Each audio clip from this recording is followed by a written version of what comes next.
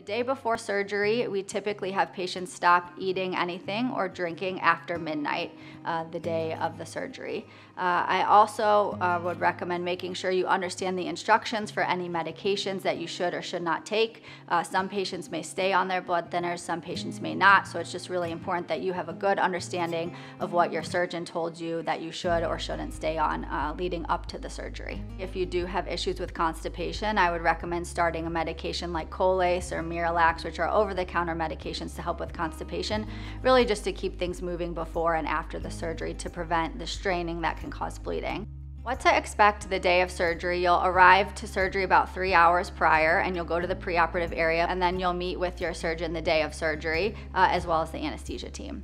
The surgery itself usually takes about 1 to 2 hours, depending on the size of the prostate. And then after the surgery, you'll wake up and go to the recovery unit. You'll spend about 2 hours there. For an hour, we run some irrigation fluid through the bladder to make sure that there's not too much bleeding. After that, we turn it off and we'll watch you for another hour or so just to make sure everything looks okay before you go home. So the whole process in total takes about 6 to 7 hours, and then you will need someone to drive you home. If you are going home, you need someone to stay the night with you. After anesthesia, we don't like people to stay home alone after they've just undergone general anesthesia. So you will need someone to bring you there, to take you home, and to stay with you the night after.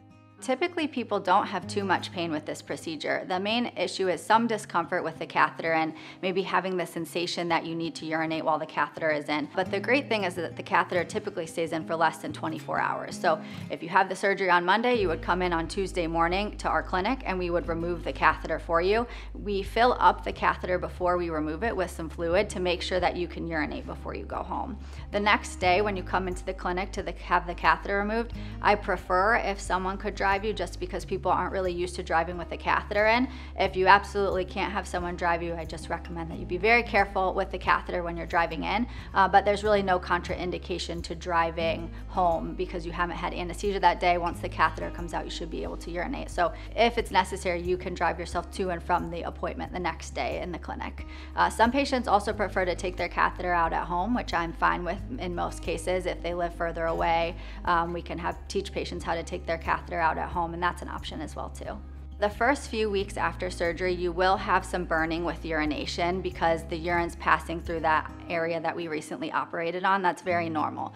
Most of this time, the burning is not very severe. Most patients will have bleeding on and off after the procedure for up to a month. This is very, very normal. I use the analogy, if you put a drop of food dye in water, it turns like a bright red color with just one drop. It's the same thing with blood in the urine. If there's just a little bit of bleeding from the prostate, it will turn a bright red color.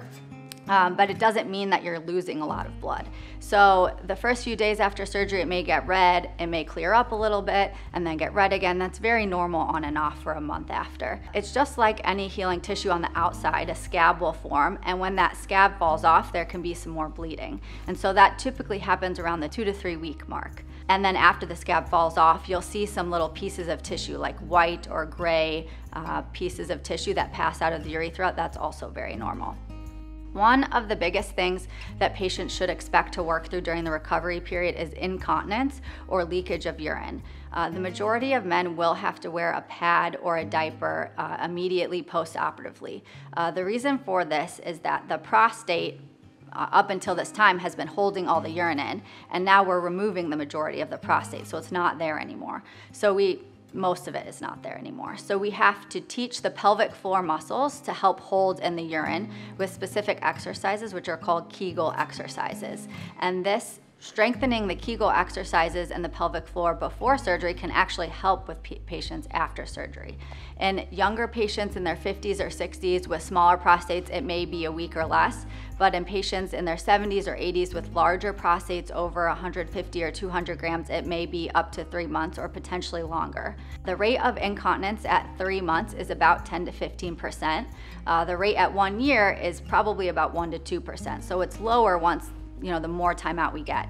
And I've really found it advantageous for men who are older or who have larger prostates to meet with pelvic floor physical therapy preoperatively to start that pelvic floor strengthening prior to surgery. That seems to really benefit people. The activity restrictions postoperatively include, we typically recommend that for the first 2 weeks, patients not do any strenuous activity or any heavy lifting. So nothing over 20 to 30 pounds for the first 2 weeks. You can definitely walk as much as you want. You can go up and down stairs, that's completely fine, but no heavy lifting for the first 2 weeks. After that, I recommend that people kind of gradually increase their activity based on how they're feeling and based on the color of their urine. The whole purpose of limiting this activity is to prevent more bleeding in the urine. Other things that can really cause some increased bleeding are anything that's putting pressure beneath the scrotum. So bike riding, riding lawnmower, horseback riding, things like that we don't want patients to do for a month because it can really stir up some bleeding. Lastly, we ask that patients avoid any ejaculation or sexual activity for about a month because that comes out right where we did the surgery and it can cause increased bleeding. We also recommend after surgery, especially in the first week or two, that patients consume a lot of fluid. So we want patients to drink about 3 liters of liquid a day. It can be any liquid, water, coffee, soda, tea, it doesn't matter the color. The color of the liquid won't change the color of the urine, but drinking all that fluid will help flush out any bleeding that's going on in the prostate and will prevent clots from forming. So the first 2 weeks, that's really helpful if patients are able to consume that amount of liquid. The reason I really feel strongly about the HOLEP and I'm trying to educate more patients about their options is because I see the change in patients' lives with the HOLEP procedure. A lot of patients come to me after having suffered for a number of years or being told that there's nothing that they can do if they have a catheter in and that this is just something they'll have to live with. And then once we do the surgery, patients feel so much better and they no longer have to spend their lives thinking about where the bathroom is or when they're going to go to the bathroom or limiting the fluids they drink so that they don't need to go to the bathroom. And I think seeing this change before and after is a big part of what really made me love doing this HOLEP surgery.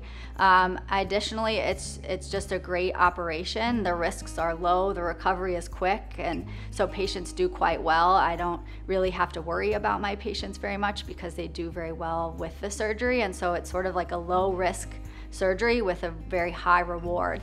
And for me, that is very rewarding to be able to do for my patients and see the benefit after the surgery and see them get back to their regular lives.